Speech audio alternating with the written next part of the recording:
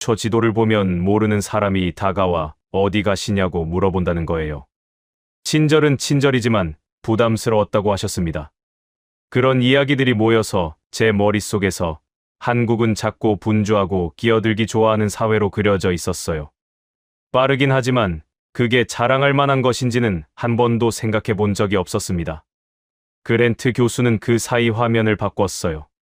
한쪽에는 명동의 어느 작은 식당 사진이 떴고 다른 쪽에는 폴란드 그디니아 부두에 정박해 있는 거대한 화물선 사진이 떴습니다. 두 장면은 도무지 한 화면에 묶일 이유가 없어 보였어요. 식당의 음식 추천과 부두의 무기 인도 사이에 무슨 공통점이 있다는 겁니까? 저는 솔직히 그 화면 구성이 살짝 어이없게 느껴지기도 했습니다. 교수는 화면을 가리키지 않은 채 학생들의 표정만 한참 살폈어요. 강의실에는 종이 한 장 넘기는 소리도 들리지 않았습니다. 그가 다시 입을 열었을 때 목소리는 조금 낮아져 있었어요. 여러분, 한 가지만 미리 말씀드리겠습니다. 오늘 수업이 끝날 때쯤이면 여러분은 이 두 장면을 같은 원리로 설명하게 될 겁니다. 그리고 한국이라는 나라를 지금과는 다른 단어로 부르고 싶어질지도 몰라요. 저는 그 말을 듣고 속으로 가볍게 웃었습니다. 한국을 다른 단어로 부른다. 그게 무슨 소립니까? 저에게 한국은 그저 빠르고 시끄럽고 지나치게 감정적이며 약간 무례한 동맹국이었어요. 거기에 어떤 다른 의미가 들어갈 자리가 있다는 건지 도무지 짐작이 가지 않았습니다. 교수는 마지막으로 칠판에 한 줄을 더 적었어요. 오지랖과 빨리빨리는 언제나 나라를 망치는가. 물음표 하나가 그 문장 끝에서 천천히 그어졌습니다. 분필이 칠판에 닿는 그 짧은 소리가 강의실 안에서 묘하게 길게 울렸어요. 저는 그 물음표를 노트에 옮겨 적으면서 한 가지를 직감했습니다. 오늘 우리가 비판하려던 그 두 단어가 어쩌면 우리가 한 번도 제대로 들여다본 적 없는 어떤 나라의 생존 공식일지도 모른다는 것을. 그 직감은 아주 잠깐 스쳐 지나갔지만 저는 그것을 끝내 떨쳐내지 못했습니다. 노트 위의 잉크가 마르기도 전에 교수는 다음 슬라이드로 넘어갈 준비를 하고 있었어요. 화면 한쪽에는 어느 외국인 여성의 사진이 천천히 떠오르기 시작했습니다. 저는 그 얼굴을 처음 봤어요. 그런데 그 사람의 시선이 묘하게 한국을 향해 있다는 것만큼은 곧 알게 됐습니다. 슬라이드 한가운데에 떠오른 사진은 40대 후반쯤 되어 보이는 백인 여성의 얼굴이었어요. 안경을 쓴 채 살짝 웃고 있었지만 그 눈빛은 웃음보다 훨씬 차분했습니다. 그랜트 교수는 사진 아래에 적힌 이름을 천천히 읽었어요. 사라 윌슨. 그 이름이 강의실 공기 속에 박히는 동안 화면에는 그녀의 양력이 한 줄씩 떠올랐습니다. 하버드대 문화심리학 박사. 비교문화 연구 22년 차. 동아시아 사회행동 연구 권위자. 저는 펜을 멈추고 그 이력을 한참 바라봤어요. 동아시아 옆에 한국이라는 글자가 유독 두꺼운 글씨로 박혀 있었거든요. 교수는 짧게 사라 윌슨을 소개했습니다. 그녀는 일본, 중국, 한국, 베트남을 차례로 연구해 온 사람이었어요. 그런데 가장 오래 머문 나라가 한국이었다고 했습니다. 그녀가 한국에 처음 발을 디딘 건 2019년 봄이었어요. 학회 발표 일정이 끝나고 며칠을 더 머물렀는데 그때 그녀가 처음 충격을 받은 곳은 어느 정부 청사도, 대기업 본사도 아니었습니다. 명동의 한 평 남짓 좁은 식당이었어요. 학생들 사이에서 작은 웃음이 새어나왔습니다. 식당이라는 단어가 진지한 양력 뒤에 붙으니 어쩐지 어색했거든요. 그랜트 교수는 사라 윌슨이 직접 녹음한 음성 파일을 짧게 틀어줬습니다. 강의실 스피커에서 한 여성의 목소리가 흘러나왔어요. 영어로 말하고 있었지만 화면 자막은 한국어로 떠올랐습니다. 그날 저는 메뉴판 앞에서 거의 10분 가까이 망설였습니다. 한국어를 읽을 수 없었고 사진도 거의 없었어요. 그때 옆자리 손님이 저를 쳐다봤습니다. 40, 50대 부부였어요. 잠깐의 침묵이 있었고 부인이 먼저 말을 걸었습니다. 처음 오신 거예요? 그 다음에 일어난 일이 저의 학자 인생 전체를 흔들었습니다. 저는 순간 멈칫했어요. 학자 인생을 흔들었다는 표현이 식당 메뉴 추천 이야기에 붙는 건 분명 흔한 일이 아닙니다. 음성은 계속 이어졌어요. 그 부부는 메뉴판을 자기 쪽으로 돌려놓고 손가락으로 하나하나 짚어가며 설명했습니다. 어떤 음식이 너무 맵고, 어떤 음식이 외국인에게 인기 있고, 어떤 음식은 두 사람이 나눠 먹어야 적당한지까지요. 그러더니 마지막에는 자기들이 시킨 음식 한 접시를 제 쪽으로 슬쩍 밀어주면서 한 입 먹어보라고 했습니다. 저는 처음엔 거절하려고 했어요. 미국에서 자란 저에게는 부담스러운 친절이었거든요. 그런데 그 부부의 표정에는 통제하려는 기색이 전혀 없었습니다. 실패하지 말라고, 그저 실패하지 말라고 도와주는 표정이었어요. 사라 윌슨의 목소리에는 그 순간을 떠올리는 듯한 미세한 떨림이 있었습니다. 녹음은 잠시 끊겼고 강의실은 조용해졌어요. 저는 그 문장을 되뇌었습니다. 통제가 아니라 실패하지 말라는 마음. 그 문장을 적으면서 묘한 감정이 올라왔어요. 제 룸메이트 어머니의 그 영상통화가 떠올랐기 때문입니다. 끼니를 챙기시던 그 목소리가요.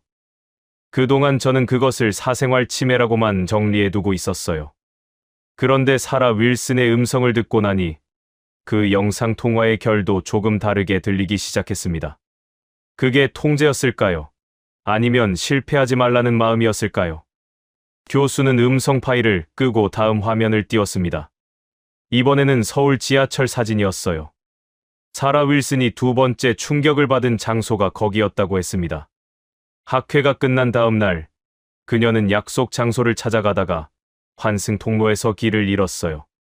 종이 지도를 펴놓고 두리번거리고 있었답니다. 그때 한 여학생이 다가왔습니다. 영어가 아주 유창한 편은 아니었지만 그 학생은 망설이지 않고 물었답니다. 어디 가세요? 사라 윌슨이 약속 장소의 이름을 대자 학생은 짧게 끄덕이더니 따라오라는 손짓을 했습니다. 그 다음이 조금 의외였어요. 학생은 길을 알려주고 떠나지 않았습니다. 같은 열차에 함께 올라탔고 갈아타는 역에서 같이 내렸으며 출구를 지나 약속 장소가 보이는 사거리까지 동행했어요. 사라 윌슨은 처음에 같은 방향이라서 그러는 줄 알았다고 했습니다. 그런데 사거리에서 학생이 가볍게 인사하고 돌아서는 걸 본 순간 알았답니다. 학생은 자기가 가던 방향과는 정반대 쪽에서 와서 그녀를 위해 두 정거장을 거꾸로 갔다가 다시 돌아가야 하는 거리를 동행한 거였어요. 사라 윌슨은 그날 밤 호텔로 돌아오는 길에 한참을 멍하니 앉아 있었다고 적었습니다. 그녀의 연구 노트에는 그날 밤 적은 한 문장이 그대로 남아 있었습니다. 화면에 그 문장이 떴어요. 한국 사람들은 길을 알려주지 않는다. 길을 데려다 준다. 강의실이 아주 잠깐 조용해졌습니다. 누구도 펜을 움직이지 않았어요. 저는 그 문장을 2번 읽었습니다. 길을 알려주는 것과 길을 데려다주는 것 사이에는 분명히 큰 차이가 있었어요. 전자는 정보 제공이지만 후자는 책임에 가까운 행동입니다. 그랜트 교수는 화면을 일시정지해 놓고 우리를 향해 돌아섰어요. 여러분, 사라 윌슨이 한국에서 처음 배운 한국어 단어가 무엇이었는지 아십니까? 누구도 답하지 못했습니다. 교수는 칠판으로 다가가 첫 시간에 적었던 그 5글자를 손가락으로 가리켰어요. 오지랖. 그 단어를 알려준 사람은 그녀의 한국인 통역사였답니다. 통역사는 처음에 그 단어를 약간 부정적인 뉘앙스로 설명했다고 해요. 남의 일에 너무 끼어드는 행동, 약간 촌스럽고 약간 피곤한 친절. 그런데 며칠이 지나고 나서 사라 윌슨은 통역사에게 다시 물었답니다. 그게 정말 부정적인 단어가 맞느냐고요. 화면이 다시 바뀌었어요. 이번에는 사라 윌슨이 한국 체류를 마치고 미국으로 돌아간 뒤 작성한 논문 초록 한 페이지가 떴습니다. 거기에 한 문장이 굵게 표시되어 있었어요. 한국의 오지랖은 단순한 간섭이 아니라 타인의 실패를 그냥 두지 않으려는 사회적 감각이다. 저는 그 문장을 노트에 옮겨 적으면서 손가락 끝이 살짝 차가워지는 걸 느꼈어요. 사회적 감각이라는 표현 때문이었습니다. 친절도 아니고 간섭도 아닌 감각이라는 단어. 누군가가 곤란해지고 있다는 신호를 평범한 시민들이 먼저 알아챈다는 뜻이었으니까요. 리암이 다시 손을 들었어요. 그런데 교수님, 그건 그냥 한국이 좁은 사회라서 그런 것 아닙니까? 좁은 동네라서 서로 너무 잘 보이는 것뿐 아닙니까? 그랜트 교수는 잠시 미소를 지었습니다. 좋은 반론이에요, 리암. 그런데 사라 윌슨이 그 다음에 본 장면은 좁은 동네 이론으로는 설명되지 않는 장면이었어요. 그가 다음 슬라이드를 띄우려고 리모컨을 드는 순간 강의실 조명이 살짝 어두워졌습니다. 명동 식당과 서울 지하철은 이미 충분히 인상적이었어요. 그런데 좁은 동네라는 말로는 설명되지 않는 어떤 장면이 그 다음에 또 있다는 거였습니다. 화면이 켜진 순간 강의실 안 누구도 숨소리를 내지 않았습니다. 저 역시 이전과는 다른 충격으로 스크린을 멍하니 바라봤습니다. 영상은 한국의 어느 고속도로 갓길을 비추고 있었습니다. 비가 내리고 있었고 도로는 미끄러워 보였습니다. 화면 한가운데에는 회색 승용차 한 대가 옆으로 완전히 누운 채 멈춰 있었어요. 차량 후미가 가드레일에 살짝 걸쳐져 있었고 운전자는 차 안에 그대로 갇혀 있는 상태였습니다. 차 내부에서 작은 움직임이 보였어요. 그 외에는 도로 위에 아무런 소리도 들리지 않았습니다. 영상의 시간 기록은 비 오는 평일 오후로 표시되어 있었어요. 그때 화면 왼쪽 위에서 차 한 대가 미끄러지듯 멈춰 섰습니다. 비상등이 켜졌고 운전석 문이 열렸어요. 점퍼 차림의 중년 남성이 차에서 내렸습니다. 그는 사고 차량 쪽으로 거의 뛰다시피 걸어갔어요. 그 다음 차도 마찬가지였습니다. 화면이 빨라지듯 10초도 안 되는 사이에 5대 가까운 차량이 갓길에 멈췄습니다. 누구도 경적을 울리지 않았어요. 누구도 휴대폰을 먼저 꺼내지 않았습니다. 그들이 가장 먼저 한 행동은 사고 차량을 둘러싼 채 짧게 서로의 얼굴을 한 번씩 쳐다보는 것이었어요. 그 짧은 시선 교환만으로 역할이 거의 정해지는 것처럼 보였습니다. 영상의 카메라가 조금 흔들렸어요.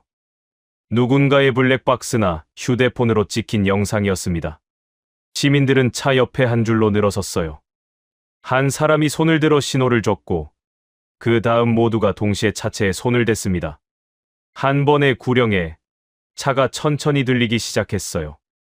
옆으로 누워있던 차가 바퀴를 도로 쪽으로 향한 채 다시 세워졌습니다. 차 안의 운전자가 천천히 의식을 회복하는 모습이 짧게 잡혔어요. 누군가는 그 운전자의 어깨를 받치고, 누군가는 차에서 가방을 꺼내고, 또 누군가는 흩어진 유리 조각을 발로 한쪽으로 밀어내고 있었습니다. 그 모든 과정은 10분이 채 걸리지 않았어요. 그랜트 교수가 영상을 잠시 정지시켰습니다. 강의실은 여전히 조용했어요. 누구도 가벼운 농담을 하지 않았습니다. 교수는 천천히 학생들을 둘러본 뒤 짧게 물었어요. 이 사람들은 왜 움직였을까요? 한 학생이 손을 들었습니다. 사람을 살려야 한다는 도덕적 감각 아닐까요? 다른 학생도 손을 들었어요. 한국 특유의 집단주의 문화일 수도 있다고 봅니다. 교수는 두 답변을 차례로 칠판에 적었습니다. 도덕적 감각, 집단주의. 그리고 두 단어 옆에 똑같이 짧은 메모를 달았어요. 일부는 맞다. 그러나 충분하지 않다. 교수는 분필을 내려놓고 우리 앞에 다시 섰습니다. 여러분, 도덕적 감각이 있다고 해서 모두가 차에서 내리지는 않습니다. 집단주의 문화가 있다고 해서 모두가 사고 차량을 들어 올리지도 않아요. 미국에도 도덕은 있고 일본에도 집단주의는 있습니다. 그런데 이 영상에서 우리가 본 것은 무언가 조금 다른 작동 방식입니다. 그는 칠판에 세 단어를 적었어요. 사회적 레이더. 학생들 사이에 짧은 술렁임이 있었습니다. 레이더라는 단어가 시민의 행동을 묘사하는 데 쓰이는 건 분명 익숙한 표현이 아니었어요. 교수는 그 단어를 풀어 설명하기 시작했습니다. 한국 사회에는 작은 이상 신호를 보았을 때 그것을 완전히 남의 일로 처리하지 않으려는 경향이 있다는 거였어요. 사고 차량은 그 신호의 가장 명확한 형태입니다.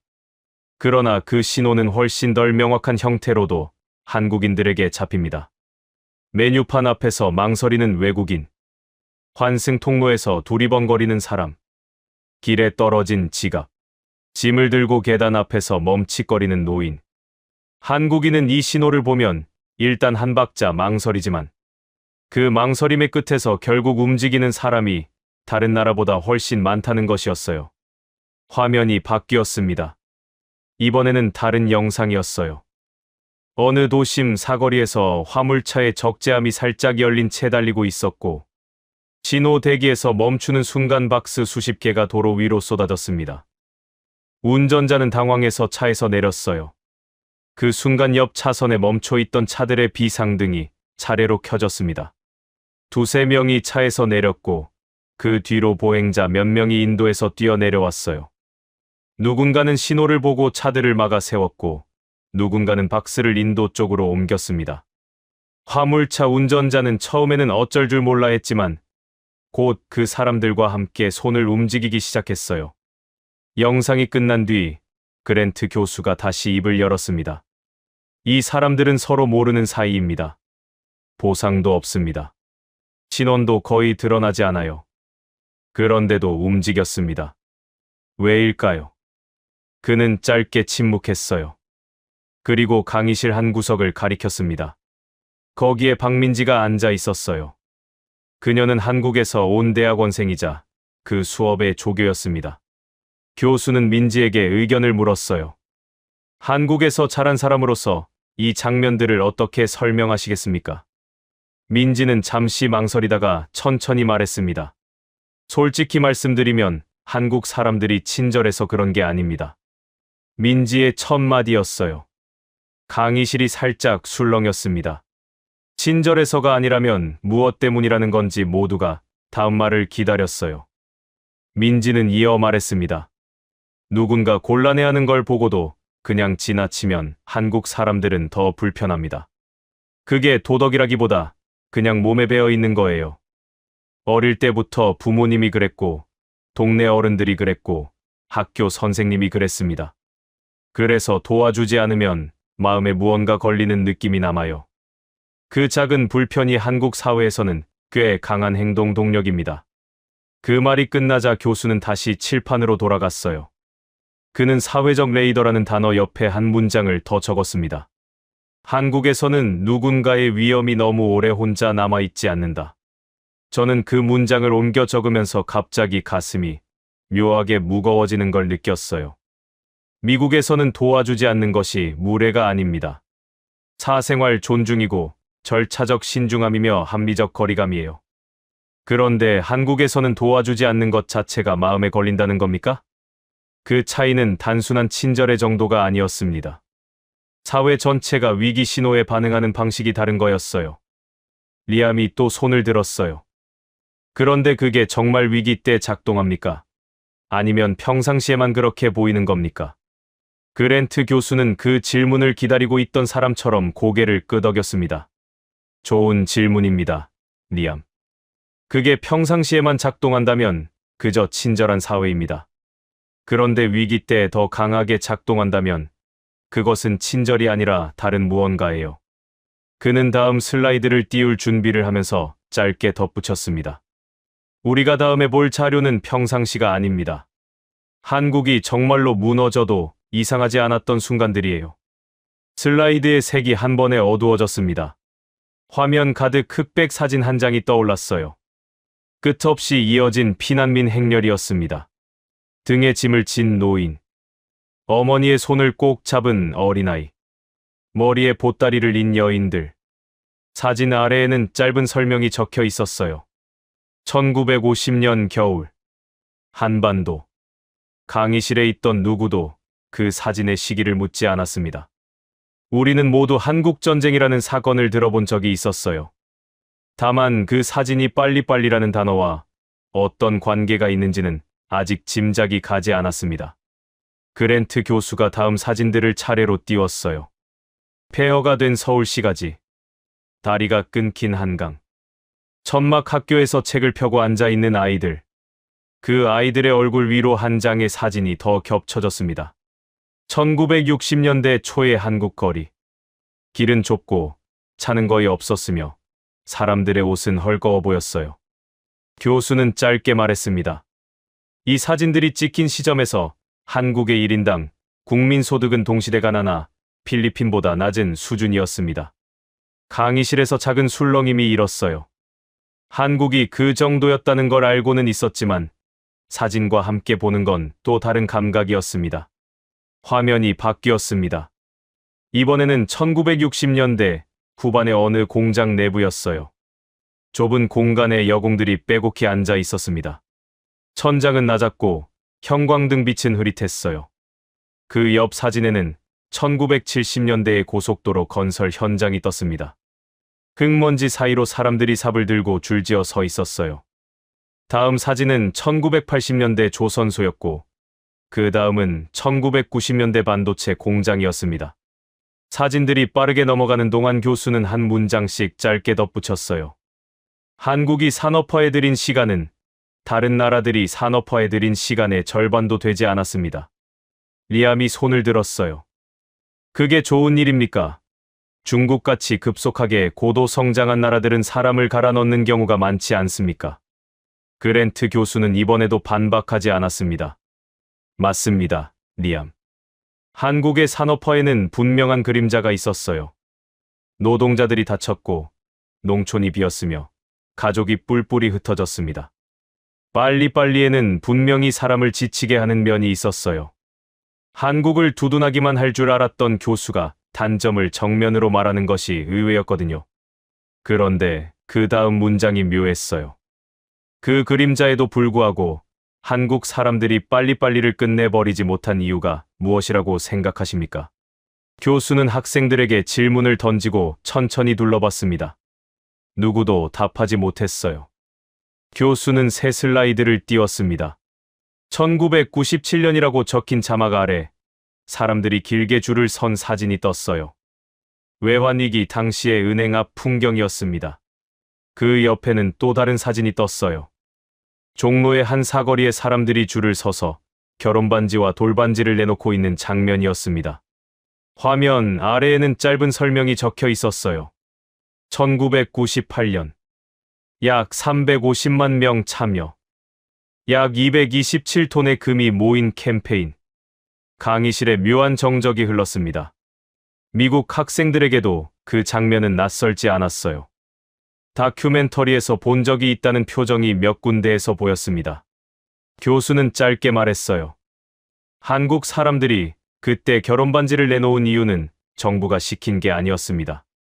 빨리 대처하지 않으면 나라가 무너진다는 감각을 그들이 먼저 가졌기 때문이었어요. 늦으면 안 된다. 이 감각이 한국에는 거의 본능처럼 박혀 있습니다. 그 본능은 단 한 세대에서 만들어진 게 아니에요. 전쟁, 분단, 폐허, 군사정변, 산업화. 외환위기를 한 세기도 안 되는 시간 안에 모두 통과한 사회의 기억입니다. 저는 그 문장을 받아 적으면서 잠시 손이 멈췄습니다. 한 세기도 안 되는 시간 안에 그 모든 사건을 통과한 사회. 미국 학생인 제 입장에서 그 무게는 쉽게 가늠되지 않았어요.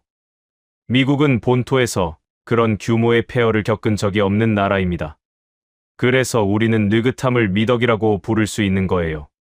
충분히 검토하고 토론한 뒤에 움직여도 나라가 무너지지 않는다는 전제가 우리에게는 있습니다.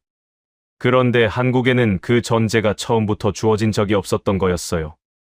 늦게 결정하면 도시가 무너지고, 늦게 움직이면 가족이 흩어지고, 늦게 반응하면 산업이 통째로 멈추는 사회였습니다. 화면이 한 번 더 바뀌었어요.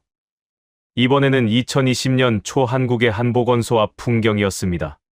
검사 부스가 빠르게 설치되고 있었고 의료진이 방호복을 입은 채 차량 앞으로 다가가고 있었어요. 교수는 그 영상을 그리 길게 틀지 않았습니다. 다만 짧게 말했어요. 한국이 코로나 초기에 진단 키트를 빠르게 만들고 빠르게 배포하고 빠르게 검사 체계를 세운 것은 그 자체로 새롭게 만들어진 능력이 아닙니다. 외환위기 때 결혼반지를 내놓던 그 사회와 같은 사회예요. 늦으면 끝난다는 기억이 시민과 정부와 기업 모두에게 공유되어 있는 사회였습니다. 박민지가 손을 들었어요. 그녀는 짧게 말했습니다. 한국 사람들이 빨리빨리가 좋아서 빨리빨리 하는 게 아닙니다. 빨리 안 하면 망한다고 배워온 사람들이에요. 어떤 위로도 그 말 끝에 붙지 않았습니다. 그녀의 목소리에는 자랑보다 피로에 가까운 무언가가 있었어요. 강의실은 한참 동안 조용했습니다. 저는 박민지의 그 한마디를 노트에 그대로 옮겨 적었어요. 그 문장은 미국식 합리성의 언어로는 정확히 번역되지 않는 무언가를 담고 있었습니다. 그랜트 교수가 마지막으로 칠판에 한 문장을 더 적었습니다.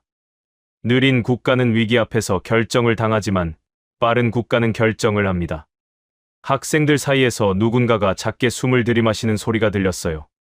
결정을 당한다는 표현이 강의실 공기를 묘하게 가라앉혔습니다. 교수는 이어 말했어요. 위기가 이미 깊어진 뒤에는 좋은 선택지가 남아있지 않습니다. 그래서 늦은 사회는 결정의 자유를 잃어요. 한국은 그 자유를 잃지 않기 위해 빠르게 움직이는 법을 배웠습니다. 그것이 전부예요. 리암은 이번에는 손을 들지 않았어요. 그는 펜을 든 채 화면을 한참 바라보고 있었습니다. 저도 마찬가지였어요.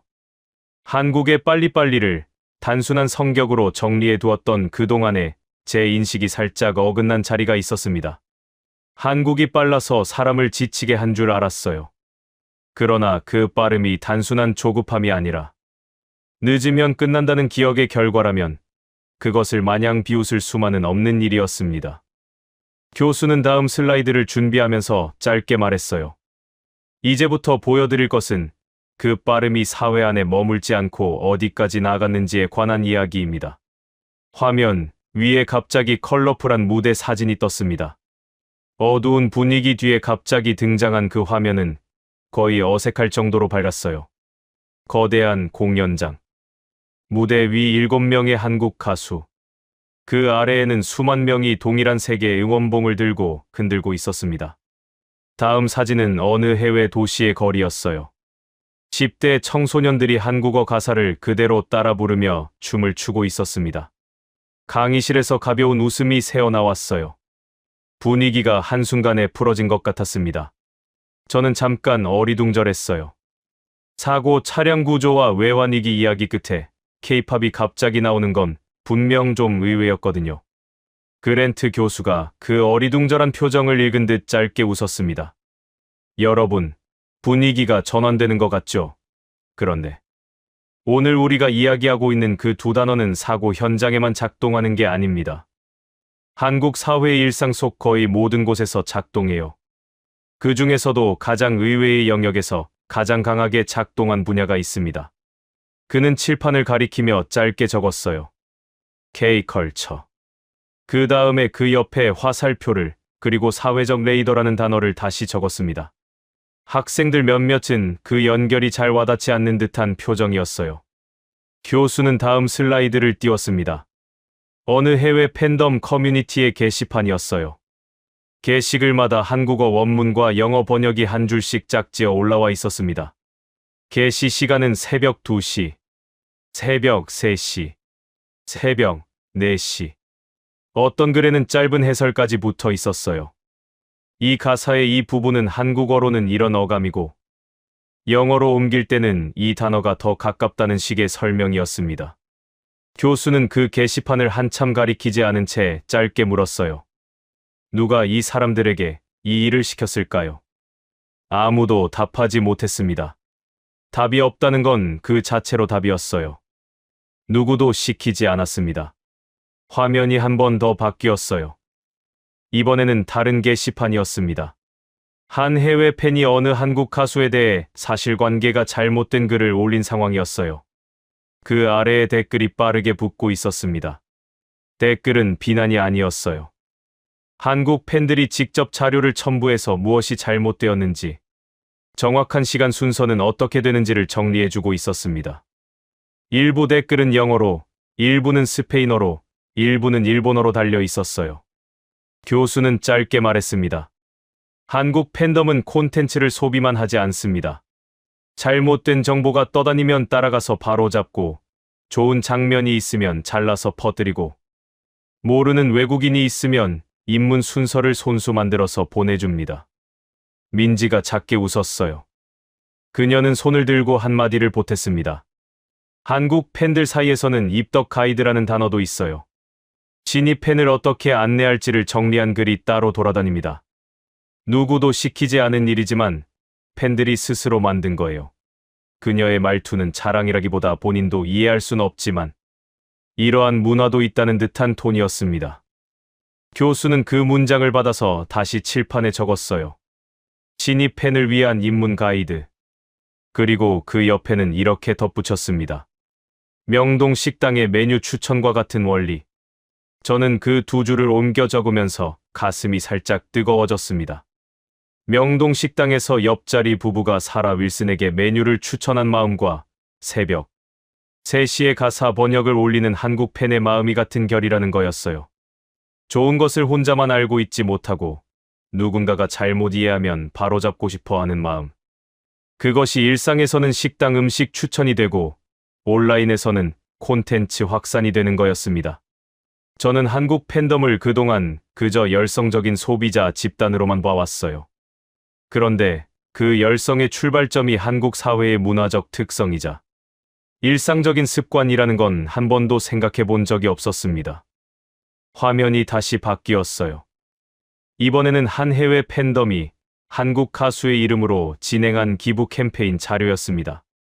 어느 개발도상국의 학교 건립, 야생동물 보호 단체에 대한 후원, 재난 지역에 대한 긴급 모금. 화면에 뜬 캠페인의 수만 해도 수십 건이 넘었어요. 교수는 짧게 짚었습니다. 한국 팬덤은 자기 가수의 이름을 자선 활동에 붙입니다. 단순한 응원이 아니에요. 자기들이 좋아하는 사람의 이름이 좋은 일에 같이 묶이도록 만드는 행동입니다. 좋은 것은 좋은 곳으로 흘러가야 한다는 감각이 음악 산업의 가장 빠른 민간 외교가 된 셈이었어요. 리암이 손을 들었어요. 그런데 그게 정말 산업적인 의미가 있습니까? 그저 팬들의 자발적 활동 아닙니까? 그랜트 교수는 이번에도 반박하지 않았습니다. 자발적 활동이 맞아요. 그런데 그 자발성이 한국 콘텐츠 산업의 해외 진출 비용을 얼마나 줄여주었는지 한번 생각해 보세요. 일반적인 기업이 해외 시장에 진입할 때는 번역 비용, 마케팅 비용, 현지 적응 비용을 들입니다. 한국 콘텐츠는 그 비용의 상당 부분을 팬들이 직접 부담했어요. 무료로요. 자기 시간을 들여서요. 보상도 없이요. 이건 단순한 팬심이 아닙니다. 콘텐츠가 국경을 넘을 때 가장 빠른 보이지 않는 운송망이에요. 저는 그 문장을 적으면서 살짝 미간을 좁혔습니다.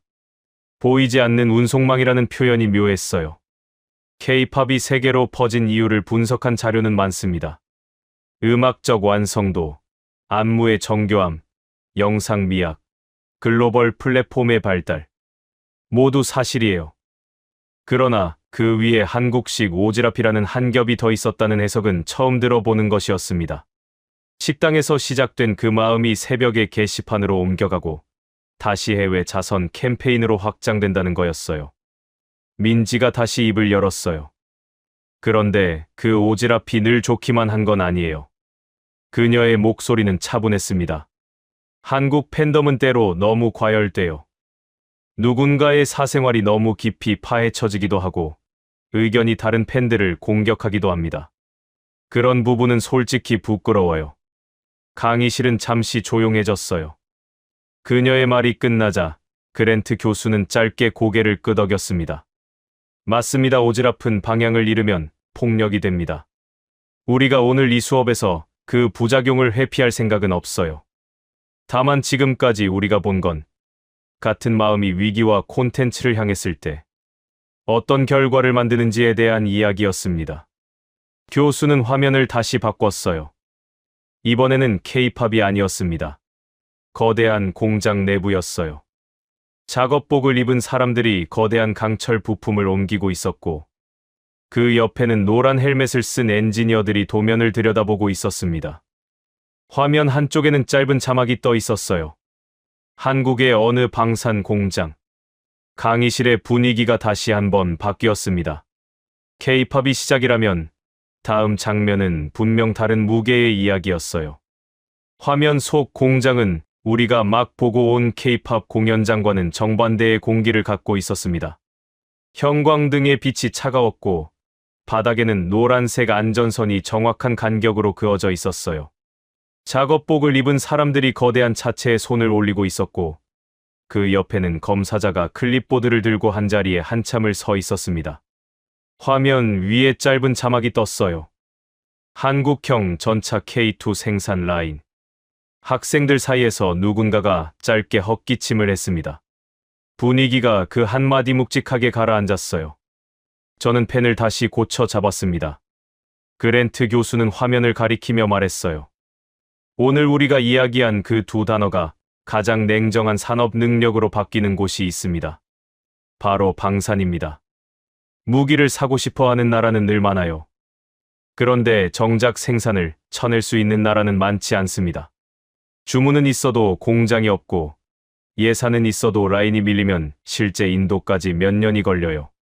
전쟁이 길어질수록 그 시차는 그 자체로 위협이 됩니다. 교수는 그 다음 화면에 한 줄짜리 문구를 띄웠어요. 무기는 만들 수 있는 나라보다 약속한 날짜에 인도할 수 있는 나라가 더 적다. 그 문장이 강의실 공기를 한 번에 무겁게 만들었습니다. 우리는 안보 관련 수업에서 미국과 유럽의 방산 공급망 정체 이야기를 여러 번 들어왔어요. 라인이 밀려 있고 인력이 부족하고 부품 공급이 늦어지고 있다는 보고들이 쌓여 있었습니다. 그 사이에 한국이 갑자기 다른 방향에서 등장했다는 분석들도 있었어요. 다만 그것이 한국식 빨리빨리의 산업적 결과라는 식으로 정리된 자료는 저도 처음 보는 것이었습니다. 교수는 다음 슬라이드를 띄웠습니다. 폴란드 그디니아 부두에 한국 화물선이 정박해 있는 사진이었어요. 강의 도입부에 잠깐 떴던 그 사진이 다시 등장한 거였습니다. 이번에는 그 옆에 짧은 설명이 붙어 있었어요. 공개 자료 기준, 한국이 폴란드와 체결한 방산 계약의 일부 물량은 통상적인 국제 평균보다 빠른 속도로 인도된 것으로 평가된다는 내용이었습니다. 교수는 단정적인 수치를 더 이상 띄우지 않았어요. 다만 짧게 말했습니다.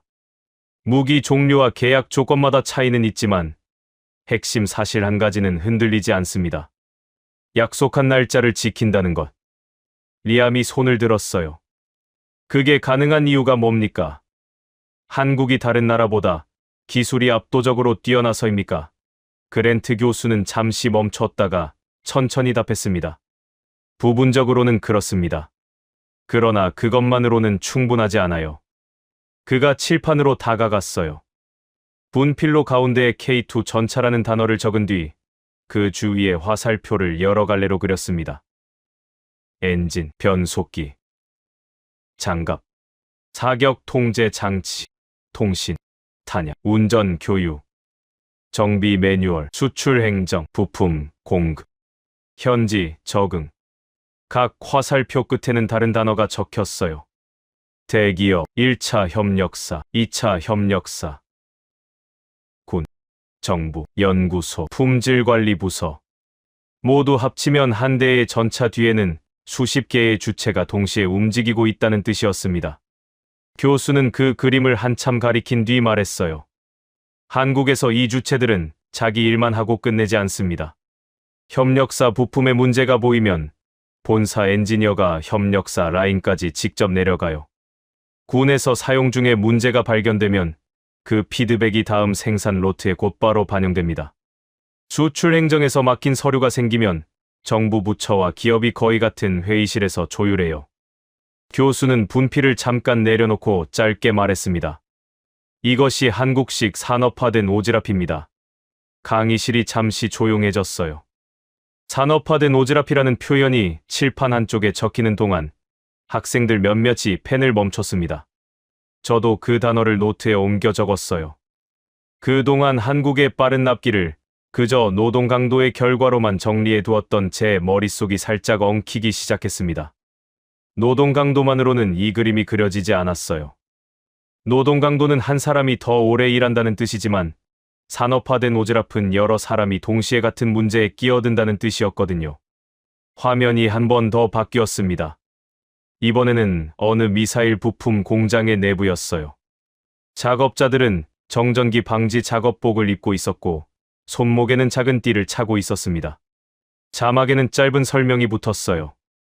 정전기는 미사일 회로에 보이지 않는 손상을 남길 수 있다.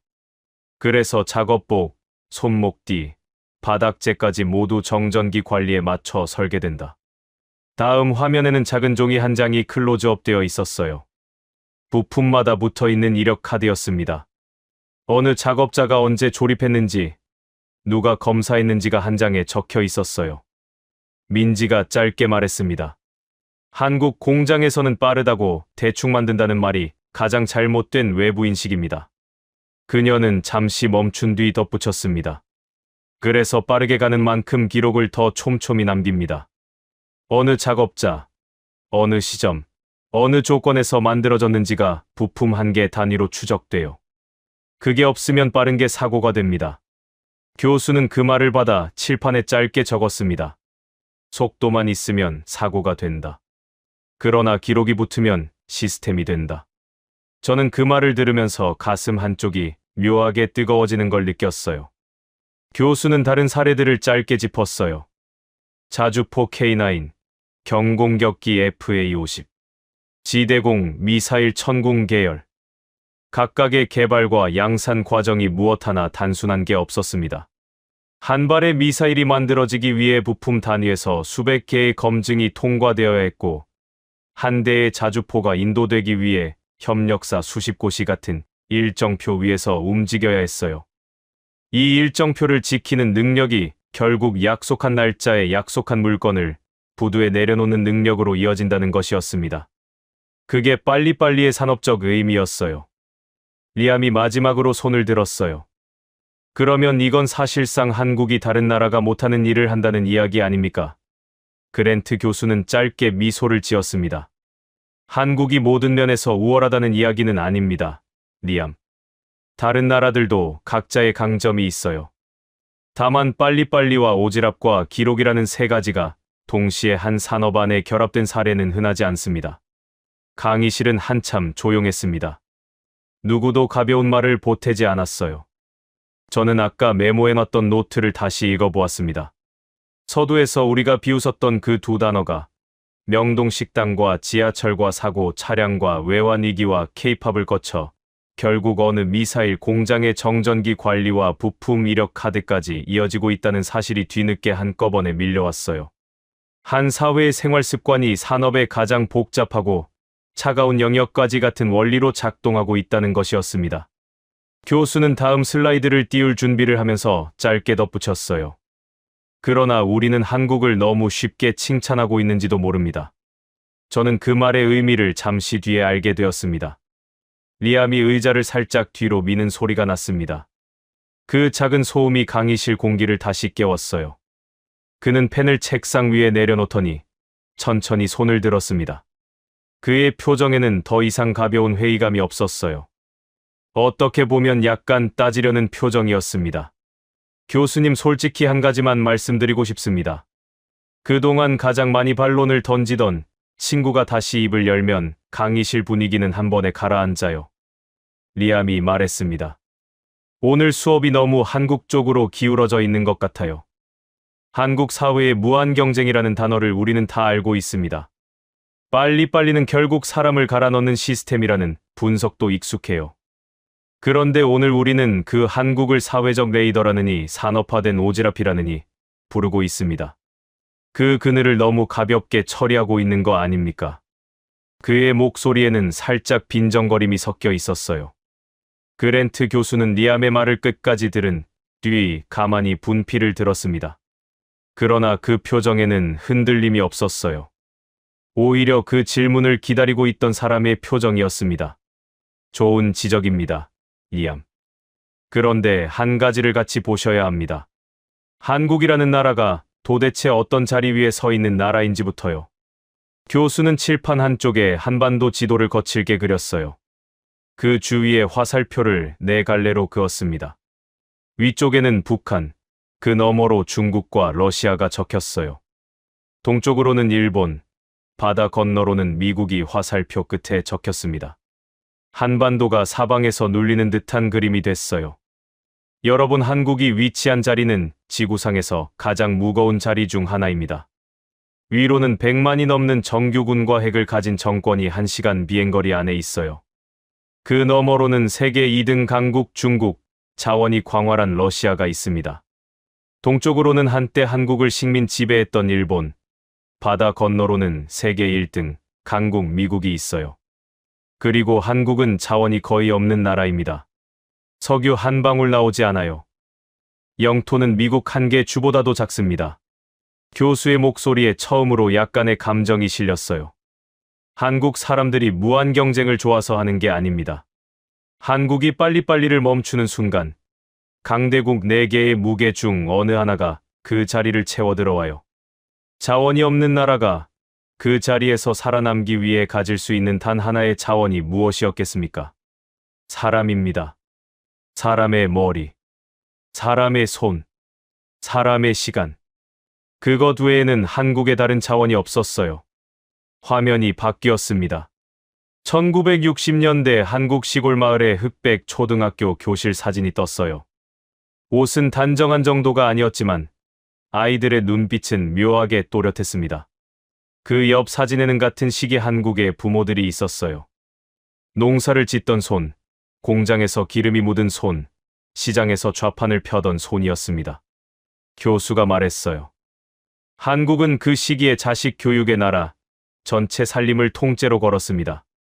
농촌 부모는 논밭을 팔아 자식을 도시 학교에 보냈어요. 공장 노동자는 야근 수당을 모아 자식의 학원비를 댔습니다. 부모의 한 끼를 줄여서 자식의 책 한 권을 사주는 일이 한국 사회 전체에서 약속처럼 일어났어요. 박민지가 손을 들었어요. 그녀의 목소리에 떨림이 섞여 있었습니다. 사실 저희 큰할머니도 그러셨어요. 평생 글을 모르고 사신 분이셨는데 자식 5명을 다 학교에 보내셨습니다. 본인은 평생 한 끼 잘 못 드시면서요. 한국 가정 거의 모든 집에 그런 어른이 한 분씩 계실 거예요.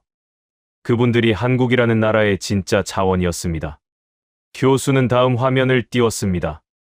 국제학업성 취도 평가 자료였어요. 수학과 과학과 일기에서 한국 학생들의 성적은 세계 최상위권에 자리 잡고 있었습니다. 그 옆에는 대학 진학률, 연구개발 인력 비율이 차례로 떴어요. 모든 항목에서 한국은 세계 최상위에 있었습니다. 자원이 없는 나라가 어떻게 반도체와 자동차와 조선과 방산을 동시에 가질 수 있겠습니까? 한국 부모들이 자기 한 끼를 줄여 자식의 책 한 권을 사주었기 때문입니다. 교수는 화면을 다시 바꿨어요. 짧게 머리를 깎은 청년들이 군복을 입고 도열해 있는 장면이었습니다. 옆에는 어머니가 청년의 손을 가만히 잡고 있는 사진이 있었어요. 그리고 한 가지 더 있습니다. 한국 남성은 대부분 군복무를 합니다. 자기 인생에서 1년 반 가까운 시간을 떼어내 군복을 입어요. 한국의 거의 모든 가정에 군복무를 한 사람이 한 명씩 있습니다. 아버지, 형제, 아들, 친구. 그 사람들이 자기 인생의 한 시기를 내 가족과 내 나라를 지키는 일에 통째로 바친 경험을 공유하고 있어요. 미국에도 군대가 있습니다. 그러나 미국은 직업군의 비중이 큰 자원군 체제예요. 한국은 다릅니다. 농촌의 자식이, 공장의 자식이, 명문대생이 다 같이 군복을 입고 한 시기를 보내요. 그 안에서 그들은 한 가지를 배운다고 합니다. 내 가족이 자고 있는 동안 누군가는 깨어 있어야 한다는 사실. 내 친구가 보초를 서는 동안 나는 잠을 잔다는 사실. 그 친구가 잠들 때 내가 보초를 선다는 사실. 그 단순한 교대가 한 사회 전체의 책임감을 만듭니다. 그것이 한국의 애국심이에요. 큰 구호가 아니라 내 옆 사람을 위해 내 자리에서 깨어있겠다는 그 작은 약속이요. 저는 그 문장을 옮겨 적으면서 가슴이 묘하게 뜨거워졌어요. 한국 사람들의 빨리빨리 안에는 분명히 그 책임감이 들어 있었습니다. 한국 사람들의 오지랖 안에도 분명히 그 책임감이 들어 있었어요. 누군가가 어려움에 처해 있다는 신호를 받고 일단 움직이는 그 감각은 어쩌면 한국 사회가 군복을 통과한 사람들로 가득 찬 사회이기 때문에 더 강하게 작동하는 것이었습니다. 내 자리에서 내 몫을 하지 않으면 옆 사람이 무너진다는 그 감각이 사회 전체에 깔려 있는 거였어요. 박민지가 다시 입을 열었습니다. 한국 남성들이 군대 이야기를 하면서 자주 하는 말이 있어요. 거기서 사람이 된다고요. 처음에는 농담인 줄 알았어요. 그런데 어느 순간 그게 농담이 아니라는 걸 알게 됐습니다. 그 청년들이 그 시기에 내 가족과 내 나라를 위해 잠을 줄이고 추위를 견딘 경험을 가지고 사회로 돌아오는 거예요. 그 사람들이 한국 사회 곳곳에서 일하고 있습니다. 클린룸에서, 공장에서, 사무실에서, 부두에서요. 그랜트 교수는 가만히 고개를 끄덕였습니다. 한국은 자원이 없어서 사람을 길렀고 사람이 곧 자원이 된 나라입니다. 부지런함과 성실함, 끈기와 책임감, 높은 지능과 교육에 대한 헌신, 그리고 내 가족과 내 나라를 지켜야 한다는 애국심. 그것이 강대국 4개의 무게 사이에서 한국이라는 나라를 끝까지 세워둔 힘이에요. 한국의 빨리빨리는 그 사람들의 시간 위에서 작동합니다. 한국의 오지랖은 그 사람들의 마음 위에서 작동해요. 교수는 칠판으로 돌아가 마지막 한 줄을 적었어요. 한국에는 자원이 없었다. 그래서 한국 사람들이 곧 자원이 되었다. 강의실 안에 어떤 의자 끄는 소리도 들리지 않았습니다. 교수는 학생들을 한참 둘러본 뒤 짧게 말했어요. 오늘 수업은 여기까지입니다. 자원이 없는 자리에서 사람으로만 살아남은 사회, 부모가 자식을 위해 작아진 사회, 자식이 가족과 나라를 위해 군복을 입은 사회가 어떻게 빠르고 정확하고 끈질긴 사회가 되었는지를 한 번 더 떠올려 보셨으면 합니다. 저는 노트를 천천히 덮었습니다. 한국이라는 나라를 처음 다른 단어로 부르고 싶어진 저녁이었어요. 빠르고 시끄럽고 약간 무례한 동맹국이라는 그동안의 정리가 너무 부끄럽게 느껴졌습니다. 한국은 자원이 없어서 사람을 길러낸 나라였어요. 한국 부모는 자기를 작게 만들어 자식의 책을 사준 사람들이었고, 한국 자식들은 자기 인생의 한 시기를 군복으로 채운 사람들이었습니다. 그 사람들이 만든 사회가 지금 세계의 메모리, 세계의 부두, 세계의 공연장에 자기 자리를 가지고 있었어요. 저는 강의실을 나서면서 한국이라는 나라를 다시 처음부터 공부해야겠다고 짧게 다짐했습니다. 자, 오늘 이야기는 여기까지입니다. 해외 전문가의 시선으로 시나리오를 구성해서 우리 민족의 특성을 한번 들여다본 시간이었는데요. 옛날에 우리 진짜 그렇게 살았잖아요.